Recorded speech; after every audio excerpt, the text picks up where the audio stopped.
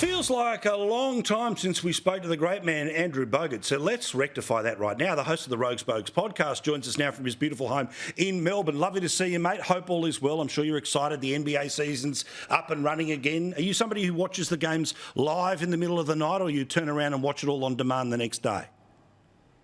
Time difference is good here, Paul. So we usually have them at 11 or 12, but no, I don't watch them every day. I watch one or two a week, maybe NBA-wise, but obviously you have to follow all the happenings and stats for the podcast, which is now on video too. So everyone gets to see the beautiful face of the podcast now. And look at this, all that just audio. Extra fill light, all the rest of it. Rogues Bogues podcast, write it down, go find it. I'll make sure it's up on our socials. So Basher Hawley, who of course was a legend of AFL, retired just a couple of seasons ago. He's decided to, well, join the international fray, making very direct comments about what he believes is happening in Gaza. He believes it to be a genocide.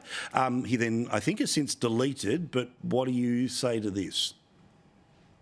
I don't know where to start with this. I mean, with these kind of things going on in the world, I've taken a pretty firm stance that I think, innocent people are the ones that cop it on both sides. Correct. And for me to cast aside, all I can get is information from mainstream media. And to be honest with you, Paul, after the 2 or 3 years of COVID we've had, I don't trust a lot of the information I'm getting. So, I'm with you.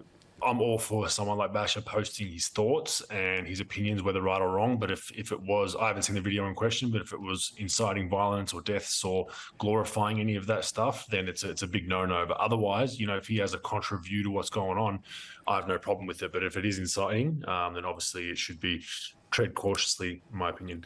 Well, also, I mean, again, the automatic thing will be here, sports stars with opinions. Well, hang on. What about citizens who have a right to have whatever opinion that they want? I think it's different about being an active versus non-active athlete, because you're not connected to the team and the sponsors and the wider family and all the rest of it. But again, good point there. What about women's jiu-jitsu, where women have just walked away from a tournament because people who weren't born women are allowed to compete in it? Yeah, we need more women doing it. We need, I believe they reversed the decision within 24 hours, correct, Paul? I think yes, about 21 hours, I think, yeah. 21 hours. So there you go. Women, girls, parents of young girls that are, there are, males playing in female leagues all around Australia, all around junior sports, all around the world. Boycott. It will make changes, and I'm really happy to hear that, because it's the only way you're going to get these organised. At the end of the day, these organisers make money from fees and running events. If you can hurt that bottom line, they're going to change the rules.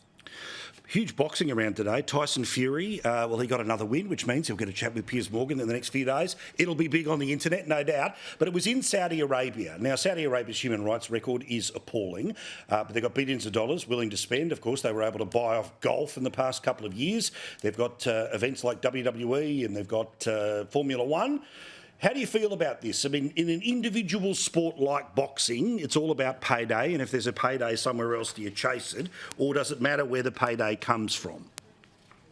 Well, look, when you look at UFC, that took the same money. They're not, a lot of the UFC athletes aren't preaching to us how to live. Now, I believe there was a few soccer teams, was it Socceroos and some other teams preaching about how, the UAE and human rights, but they still went, right? So if you're going to do it, follow through with what you're saying. But, Melbourne still gets sporting events, and there was a bit of a crisis there the last 2 years with human rights.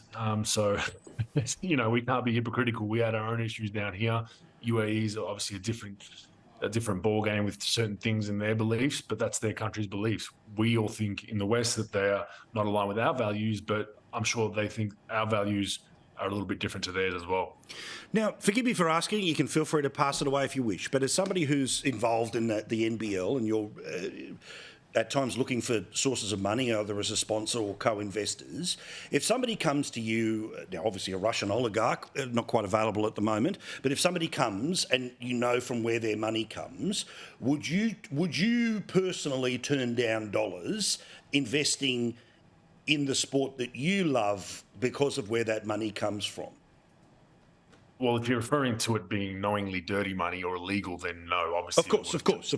But if it was coming from an oil company, for instance, yes, we would take the sponsorship. This is the problem with some of this stuff, right? It's, you're actually affecting the grassroots game at the end of the day. And there's a lot of sponsors that pour money in, yes, to the Sydney Kings or the NBL, but that trickles down all the way down.